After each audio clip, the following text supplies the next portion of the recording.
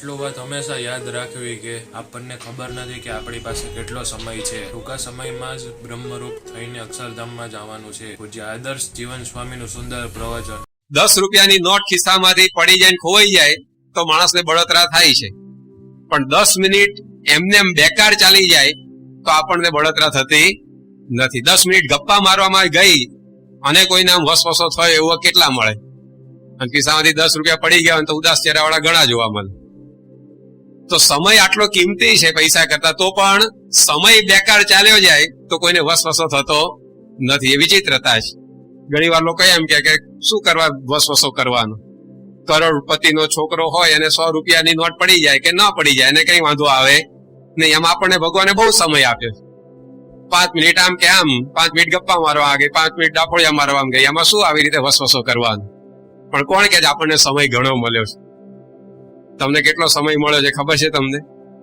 70 વર્ષ, 80 વર્ષ, 90 વર્ષ, 100 વર્ષ, કોને ખબર છે તમારે અહીંયા કેટલો સમય પૃથ્વી પર રહેવાનો છે? તો કેવી રીતે આપણે કહી શકીએ ઘણો સમય આપણી પાસે છે? દમ કા ક્યાં ભરોસા, જાને કબ નિકલ જાય. પ્રાણનો કઈ ભરોસો જ નથી, ગમે ત્યારે માણસ પોતે મરી જાય. તો સમય ઘણો છે એ આપણું અજ્ઞાન છે. ક્યાં સમય આપણી પાસે ઘણો છે? બ્રહ્મરૂપ થવા માટે, એકાંતિક થવા માટે, અક્ષરધામમાં જવા માટે 70 વર્ષ જ મળ્યા છે આ જિંદગીના. જે કામ કરોડો જન્મમાં નથી થઈ શક્યું એ કામ આપણે 70 વર્ષમાં પતાવવાનું છે. હવે ક્યાં સમય ઘણો છે? જે પેપર તમે 3 કલાકમાં લખી ન શકે એ પેપર તમારે 30 મિનિટમાં પૂરું કરવાનું હોય તો ઘણો સમય મળે એવું કહેવાય? એમ કરોડો જન્મથી આપણે બ્રહ્મરૂપ થઈ શક્યા નથી, આપણે અક્ષરધામમાં જઈ શક્યા નથી, એટલે અહીંયા ટપક્યા છે બધા. હવે આમાં 70 વર્ષનું જીવન, તો ક્યાંથી સમય આપણી પાસે ઘણો છે? તો જો સમય ઘણો નથી પણ સમજણ નથી એટલે સમય એ વેડફાય છે. સમય છે એમને એમ ચાલ્યો જાય છે. તો આવો સમય કિંમતી છે. સમય બહુ થોડો આપણને મળ્યો છે જે કામ કરવું છે કરવા માટે. તો એની અંદર આપણે જાગૃતિ એવી વિશેષ રાખવી પડે. સમયની બાબતમાં પાછી એક ત્રીજી વિશેષતા શું છે? સમય અલ્પ છે. સમય પૈસા કરતા કિંમતી છે. પણ ભગવાને સમય બાબતમાં કર્યું છે કેવું? God gives the same amount to the rich and to the poor. ગરીબ અને તવંગર દરેકને ભગવાને સરખો સમય આપે છે. પછી to the old and to the young, જુવાન માણસ અને ગરડા માણસ એને સરખો સમય જ આપે છે. જુવાન માણસનો દિવસ 28 કલાકનો, ગરડાનો 18 કલાકનો એવું કઈ હોય છે? ગરીબનો દિવસ 22 કલાકનો અને પૈસાદારનો 26 કલાકનો એવું કઈ હોય છે? God gives the same amount to the rich and to the poor, to the young and to the old. Whatever success we may achieve in this life, હવે જે કઈ સફળતા માણસો જીવનમાં પ્રાપ્ત કરે છે એ શેના આધારે કરે છે? Whatever success we may achieve in this life will come from the purpose to which we use God's priceless gift, time. સમયની જે મૂલ્યવાન ભેટ ભગવાને આપણને આપી છે એને જે લોકો સારી રીતે વાપરી જાણે છે એ લોકો એમના જીવનની અંદર સફળ થતા હોય. સામાન્ય રીતે 70 વર્ષનું માણસનું જીવન ગણો તો 70 વર્ષના આયુષ્યમાં 25 વર્ષ વ્યક્તિના ઊંઘમાં જાય છે, 8 વર્ષ અભ્યાસમાં જાય છે, 6 વર્ષ આરામ અને બીમારીમાં જાય છે, 7 વર્ષ રજા અને મજામાં જાય છે, 5 વર્ષ અદલા બદલીમાં જાય છે. ઘરથી અહીંયાથી આમ શિફ્ટ કરું, નોકરીમાં ગયો, નોકરીથી પાછો આવ્યો, તો એ બધી અદલા બદલી. 4 વર્ષ ખાવામાં કાઢે છે અને 3 વર્ષ આગળના જે કઈ કામ છે એની તૈયારી કરવામાં કાઢે છે. એટલે અસર કાર્ય કરવા માટે ખાલી 12 જ વર્ષ આપણને મળે છે જીવનમાં. માત્ર 12 વર્ષની અંદર જ વ્યક્તિઓ અસરકારક કામ કરી જાય છે. હવે આટલો સમય ટૂંકો જયારે આપણને મળ્યો હોય ત્યારે ચોક્કસ એ સમયનો આપણે સદુપયોગ જ કરવો ઘટે. 1 સેકન્ડ પણ દુર્વ્યય જાય આપણને પોસાય એવી નથી. તો હવે કેવી રીતે આ મોતી વેરાઈ જતું આપણે અટકાવીએ? મોતી અત્યારે આ ભગવાને આપણને આપ્યું છે સમય રૂપી. હવે જે ગયું એ ગયું, ચાલો એને ભૂલી જાઓ. પણ હવેથી જે રોજે રોજ 1 રૂપિયો ભગવાન આપણને આપવાના છે, રોજે રોજ 1 દિવસ આપણને આપવાના છે, રોજે રોજ 1 મોતી આપણા હાથની અંદર ભગવાન મૂકશે. તો હવે એ મોતી વેરાઈ ન જાય, એ રૂપિયો વેડફાઈ ન જાય, એ સમયનો બગાડ ન થાય એના માટે શું કરવાનું છે? તો પહેલી વાત એ છે કે સમયનો જો સદુપયોગ કરવો હોય, સદુપયોગ નહીં સમય વધારવો હોય જીવનમાં, તો એક જેક વેલ્ચ કરીને ચિંતક એને લખ્યું છે કે if you want 10 years to add in your life, practice getting up at 5 o'clock instead of 7 o'clock for 40 years. જો તમે તમારા જીવનમાં 10 વર્ષ ઉમેરવા માંગતા હો, આમ તો સમય ઉમેરી શકાતો નથી. આપણે આગળ વાત કરી કે ભાઈ રાણી આમ અડધો કલાક આયુષ્ય વધારે મળે તો અડધું રાજ્ય આપવાની વાત કરી, પણ એ મરી ગઈ અને કોઈ આપી ન શક્યું આયુષ્ય વધારે. પણ આ ભાઈ એવું કહે છે કે જો તમારે તમારા જીવનના 10 વર્ષ વધારવા હોય તેનો ઉપાય શું છે કે તમે જો 7 વાગે ઉઠતા હો તો 40 વર્ષ સુધી 5 વાગે ઉઠવાનું ચાલુ કરો, આપોઆપ તમારા જિંદગીના 10 વર્ષ વધી જશે. બરાબર? આપણો સમય વધુ ઊંઘવામાં જાય છે અને મોડા ઉઠવામાં જાય છે. આપણો સમય છે એ ઊંઘમાં બગડે છે. એમ કહેવા માંગે છે આ ભાઈ કે જો આપણે 7-8 વાગે ઉઠતા હોઈએ એના બદલે જો સમયસર જાગીએ, 6 વાગે એ સમયસરનો સમય કહેવાય ને, તો એ વખતે જાગીને આપણા કામમાં જોતરાઈ જઈએ તો જિંદગીના 10 વર્ષ તો એમને વધી જાય. કારણ કે એટલું બધું ઊંઘની અંદર આપણું ચાલ્યું જાય છે જીવન. તો સમયસર સુવો અને સમયસર જાગો એ સમયને બચાવવાનો પહેલો ઉપાય છે. મોતી વેરાઈ જતું અટકાવવાનો પહેલો ઉપાય છે. અમેરિકામાં બેન કાર્સન કરીને એક ન્યુરોલોજીસ્ટ છે, મગજની શસ્ત્રક્રિયા કરનારો ડોક્ટર. અત્યારે વિશ્વના ટોચના 5 આવા ન્યુરો સર્જન કહેવાય, મગજની શસ્ત્રક્રિયા કરતા હોય એમાં એનો નંબર લાગે એવી પ્રકારનો એ સર્જન છે. એનું આખું પુસ્તક બહાર પડ્યું, ગિફ્ટેડ હેન્ડ, કે ભગવાને જાણે આશીર્વાદ આપીને બનાયેલા એના હાથ હોય ને એવા હાથ છે. કહેતા કે ઓપરેશન ફેલ જાય જ નહીં, ગમે તેવું કોમ્પ્લિકેટેડ ઓપરેશન હોય પણ બેન કાર્સન કેસ હાથમાં લે એટલે દર્દી જીવે જ, એમાં સુધારો થાય જ, એવી એની ખ્યાતિ છે વિશ્વમાં. પણ એ બેન કાર્સન કેમ આટલો મહાન થઈ શક્યો? એને પોતાના ચરિત્રમાં લખ્યું છે કે હું જયારે 5મા ધોરણમાં હતો ત્યારે સાવ એકદમ અલ્લડ બેફિકરા છોકરા જે રીતે મારી ખ્યાતિ હતી. મારો જીવનક્રમ એવો હતો કે સાંજે નિશાળેથી આવવાનું, દફતરનો ઘા સીધો ઘરના બારણામાંથી જ કરવાનો, અંદર ઘરમાં પેસવાની તકલીફ જ નહીં લેવાની, અને સીધું બહાર ફૂટબોલ રમવા જતા રહેવાનું. ફૂટબોલ રમીને થાકી એટલે આડોશી પાડોશીના ઘરમાં સફરજનના ઝાડ હોય એની પર ચડીને સફરજન પાડીને ખાવાના, અને અંધારું થાય એટલે ઘરની અંદર આવી અને પલંગ ઉપર પડ્યા કલાકો સુધી ટીવી જોયા કરવાનું. આ મારી જીવન શૈલી 5મા ધોરણમાં હું ભણતો હતો ત્યારે હતી, અને હું 5મા ધોરણમાં નપાસ થયો.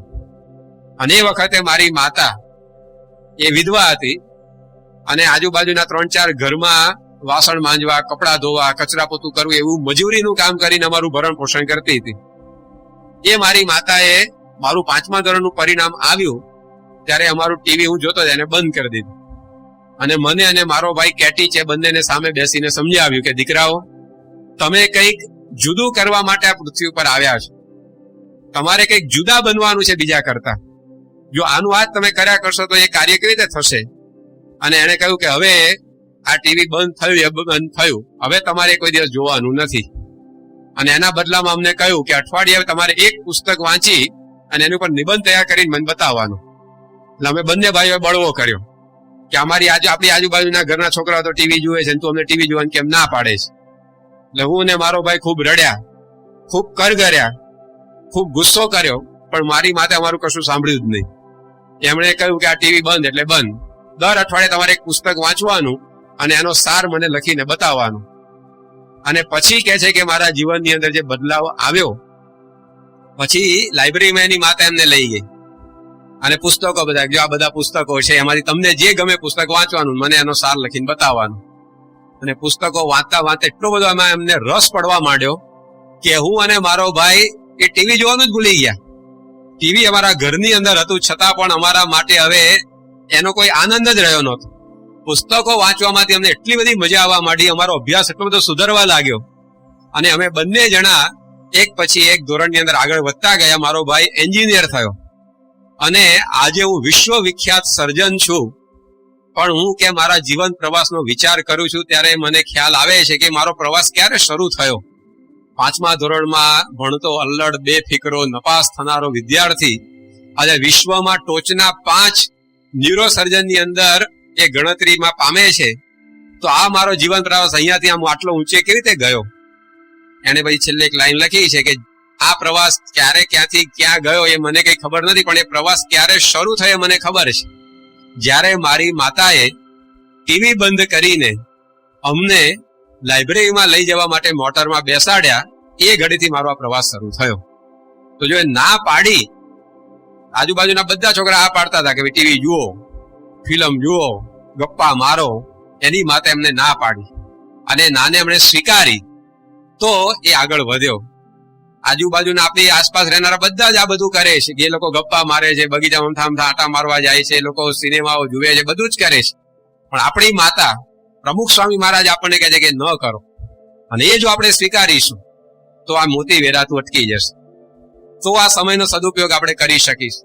તો આજે હેનરી ફોર્ડે વાત કરી કે most of the time I have vested, મેં મારા જીવનનો જે મોટા ભાગનો સમય બગાડ્યો છે, એનું કારણ હા છે કે જ્યાં ના પાડવાની હતી ત્યાં હું હા પાડી બેઠો. ડોક્ટર આલ્બર્ટ એલિસ નામના એક ચિંતક એવું લખ્યું છે કે જ્યારે તમને કોઈ પણ કામ મુલતવી રાખવાનો વિચાર આવે ત્યારે 500 રૂપિયાની નોટ બાળી નાખજો. બાળતા જીવ ચાલશે 500 રૂપિયાની નોટ? એનો અર્થ એમ કે તમને કોઈ કામ મુલતવી રાખવાનો વિચાર જ નહીં આવે. સમય જ્યારે આપણને કોઈ કામમાં આળસ કરવાનો વિચાર આવે ત્યારે પેલું કામ એ કરવાનું, ખિસ્સામાં જેટલા રૂપિયા હોય ને બધા બાળી નાખવાના, અથવા સિક્કા ફેંકી દેવાના નદીમાં, તાપી બાજુમાં જ છે. તો આપણે જો પૈસા જેટલું મહત્વ આપીશું ને, પૈસા કરતા કિંમતી સમય છે, પણ પૈસા જેટલું મહત્વ પણ આપીશું સમયને, તો પણ એ સમય વેડફાતો બંધ થઈ જશે. તો આ ત્રીજી વસ્તુ છે કે મર્યાદા રેખા નિશ્ચિત કરી અને ત્યાર પછી કામનો આરંભ કરો, તો કોઈ દિવસ તમારો સમય વેડફાશે નહીં. ચોથી વસ્તુ, મોતી વેરાઈ ન જાય એના માટે એ શું છે? તો કામને પ્રાયોરિટી પ્રમાણે ગોઠવવાનું શીખવાનું. આપણી પાસે 10 કામ છે કરવાના, એક અઠવાડિયામાં 10 કામ આપણે પતાવવાના છે. તે 10 કામમાંથી પહેલું કામ કયું પૂરું કરવું, બીજું કયું, ત્રીજું કયું, એમ 1 થી 10 સુધી નંબર આપો અને પછી પ્રાયોરિટી પ્રમાણે કામ કરવાનો પ્રારંભ કરો.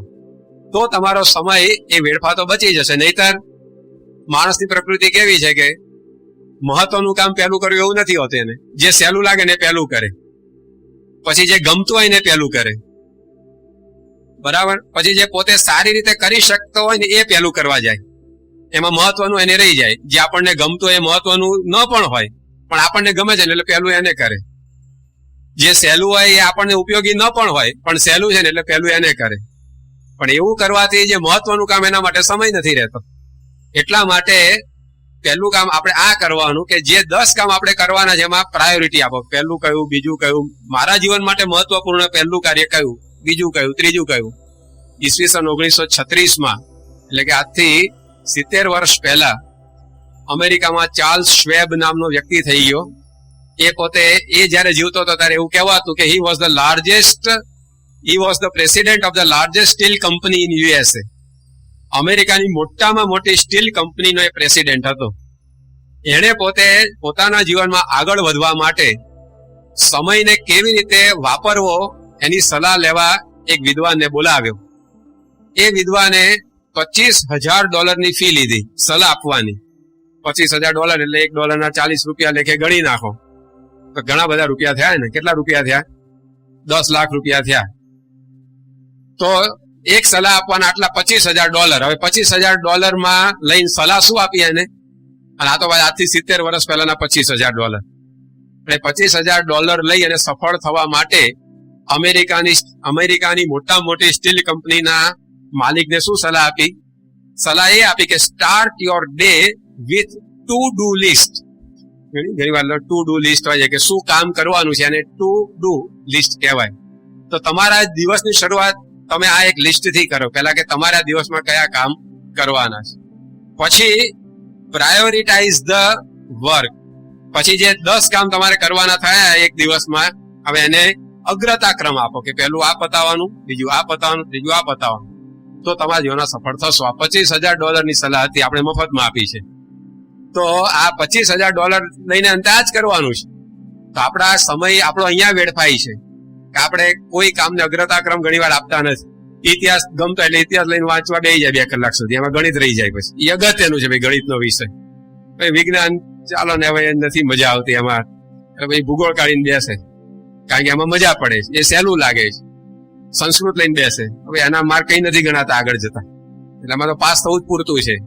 પણ ગણિત છે, વિજ્ઞાન, એટલે આપણને એ સેન્સ કેમ નથી આવતી ઘણી વાર કારણ કે આપણે અગ્રતા ક્રમ આપવાનું શીખ્યા નથી કે ભાઈ મારા અભ્યાસમાં ઉપયોગી વિષયો કયા કયા છે એને વધારે મહત્વ આપો, પછી ઓછા ઉપયોગી કયા છે એને બીજા નંબરે મૂકો, જેમાં ખાલી પાસ જ થવાનું છે તેને ત્રીજો નંબર આપો, એમાં રોજનો અડધો કલાક વંચાય તોય બહુ છે.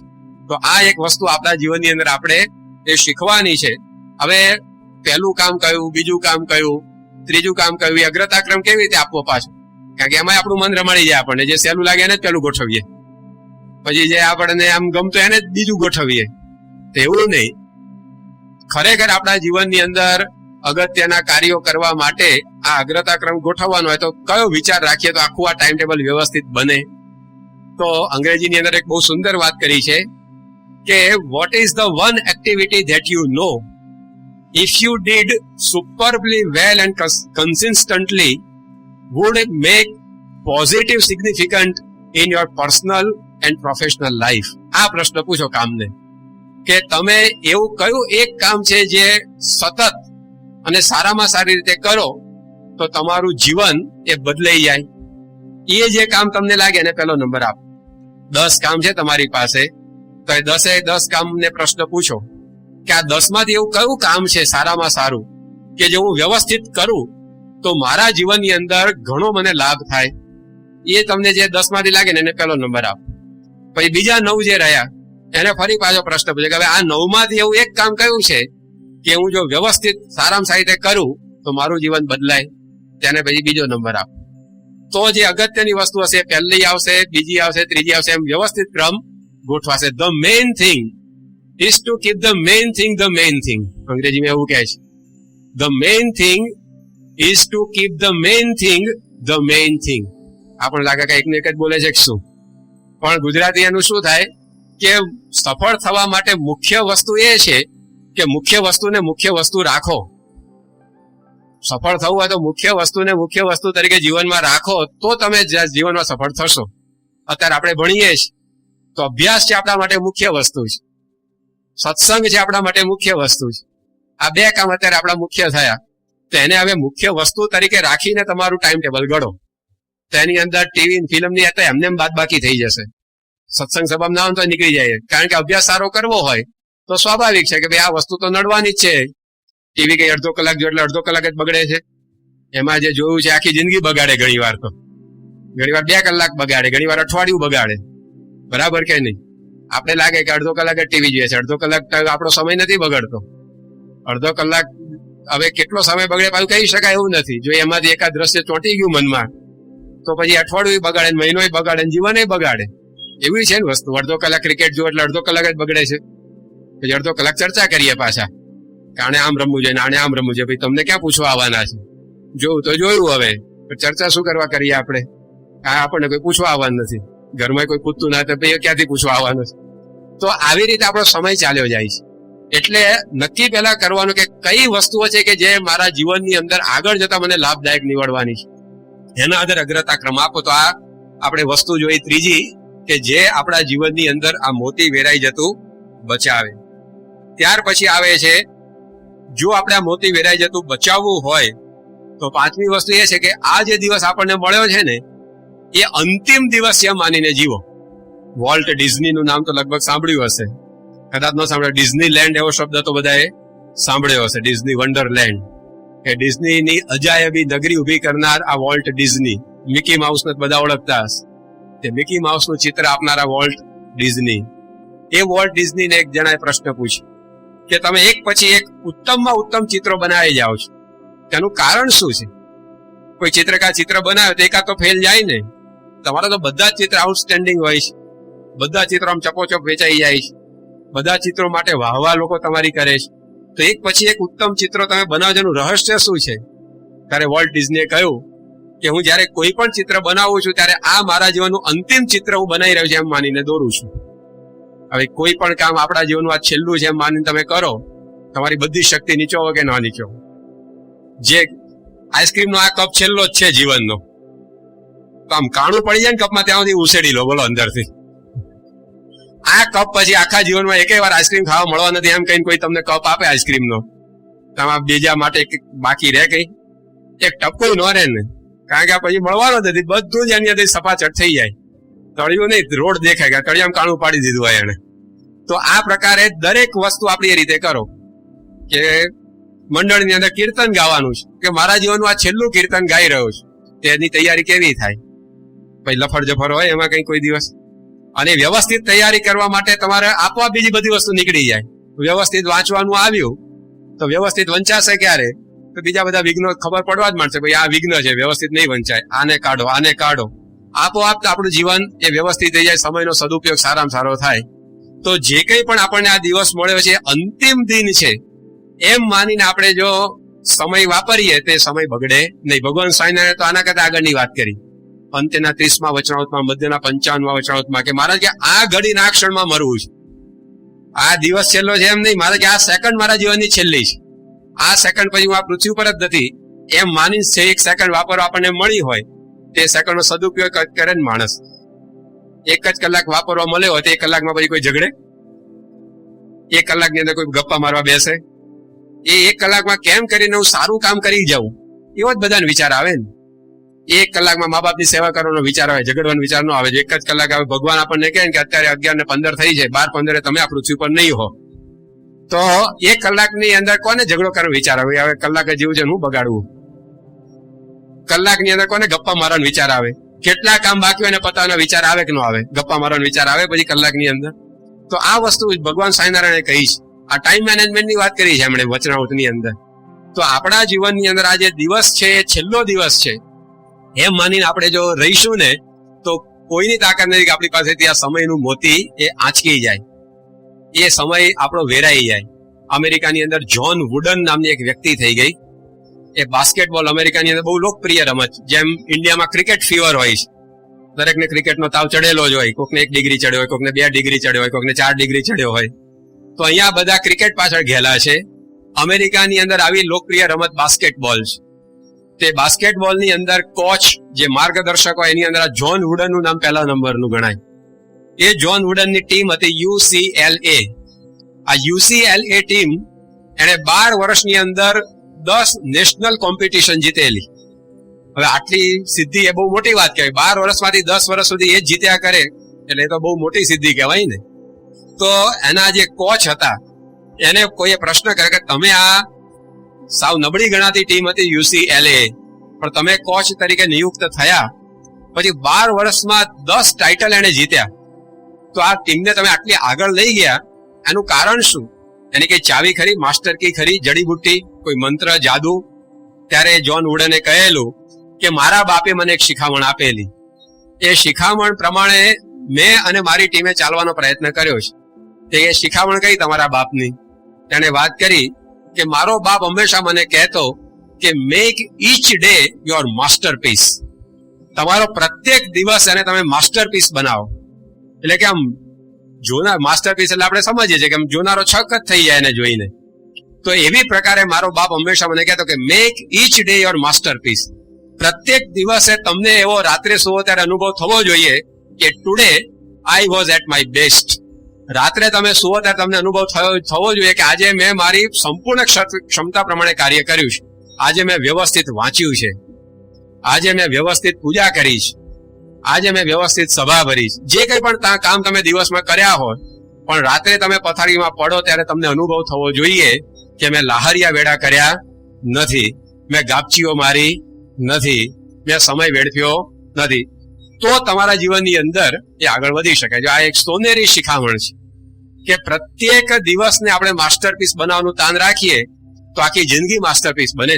હર્ષદભાઈ દવે જેમણે શ્રીજી મહારાજથી માંડીને શાસ્ત્રીજી મહારાજ સુધીના જીવન ચરિત્રો લખ્યા છે, એમના માટે આપણે સાંભળીએ છીએ કે સવારે ધોતિયું પહેરતા પહેરતા જનમંગલ નામાવલીનો પાઠ કરી જતા. 2-3 મિનિટ થાય તો એક કામની અંદર 2 કામ, એટલે 1 મિનિટે 2 મિનિટ જેવી થઈ ગઈ કે નહીં? કારણ કે પેલું કામ કરવા બીજે 3 મિનિટ, ધોતિયું પહેરતા 3 મિનિટ થાય, જનમંગલ નામાવલીનો પાઠ કરતા 3 મિનિટ થાય. તો 6 મિનિટ ટોટલ જોઈએ 2 કામ કરવા માટે, પણ 3 મિનિટમાં 2 કામ પતી ગયા. ધોતિયું પહેરતા પહેરતા જનમંગલ નામાવલીનો પાઠ થઈ ગયો. કોઈ કામ કરવા માટે તમને સમય મળવાનો જ નથી. ઘણી વાર લોકો ફરિયાદ કરતા હોય સ્વામી સમય જ નથી મળતો. ઘણાને આળસ ખાવાનો સમય ન મળતો હોય, એટલા બિઝી હોય. એવી વાત કરે ઘણા. એક છોકરો હતો સ્વામી આમ મરવાનો ટાઈમ નથી, કે બહુ બિઝી. તો આ લેખક કહે છે કે you will never find time for anything. તમારે કોઈ કામ કરવું હશે તો એના માટે તમને સમય મળવાનો જ નથી. If you want time you have to make it. તમારે જો સમય જોઈતો હોય ને તો તમારે સમય ઉભો કરવો પડશે. છેલ્લી એક વાત કહીને આપણે પ્રવચન પૂરું કરીએ. ફાધર વાલેસે 3 વાક્યોમાં જીવન કથા લખી છે. કેટલાક માણસોની જીવન કથા કહે છે ને કે 3 વાક્યોમાં લખી શકાય.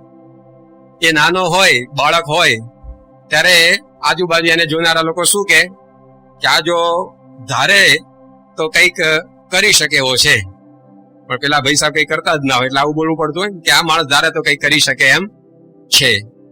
પછી જયારે યુવાન થાય તો એના માટે લોકો એવો અભિપ્રાય આપે કે આ વ્યક્તિ એ જો ધારે તો કઈક કરી શકે એમ છે. વૃદ્ધ થાય ત્યારે આણે જો કઈક ધાર્યું હોત તો કરી શકે એવો બોલવાનો વારો, કારણ કે આખી જિંદગી કઈ ન કર્યું હોય. તો નાનપણ, યુવાની ને વૃદ્ધાવસ્થા આ રીતે લોકોની પસાર થાય છે. નાના હોય ત્યારે લોકો કે આ મોટો થઈને કઈક કરી શકશે, યુવાન હોય ત્યારે લોકો કે આ જો ધારે કઈક કરી શકે. મોટો થઈ જાય, વડીલ બુઢ્ઢો થઈ જાય ત્યારે લોકો કે આણે જો કઈક ધાર્યું હોત ને તો થઈ શકે. એવી જીવન કથા આપણી ન લખાય. આપણને જોઈને કોઈ એવું ન કે આ ધારે તો કઈક કરી શકે એમ છે. આપણે કઈક કરીએ છીએ એવું એને લાગવું જોઈએ. આપણે બુઢ્ઢા થઈએ ત્યારે લોકો એવું ન કહેવા જોઈએ કે આણે જો ધાર્યું હોત તો કઈક કરી શકત. વૃદ્ધાવસ્થામાં લોકોને લાગવું છે કે આ માણસે કઈક કરી બતાવ્યું છે. એ રીતે જીવન જીવીએ તો એ જીવન સાર્થક છે. અને એના માટે આ સિદ્ધાંતોની જે આપણે વાત કરી એ પ્રમાણે આપણે જો આપણા સમયને વાપરીશું તો ચોક્કસ એક જિંદગીમાં 2 જિંદગી નહીં પણ અનંત જન્મનું કામ થશે. કારણ કે અનંત જન્મથી બ્રહ્મરૂપ થયા નથી, એ કામ પણ આ જીવનમાં પાર પડી જશે. તો એ પ્રકારનું કાર્ય એ આપણાથી ચોક્કસ થઈ શકે એવું છે. એ પ્રકારે વર્તવાનું વિશેષ બળ, બુદ્ધિ, શક્તિ આપણને મહારાજ સ્વામી આપે એ જ પ્રાર્થના. શ્રી સ્વામિનારાયણ ભગવાનની જય.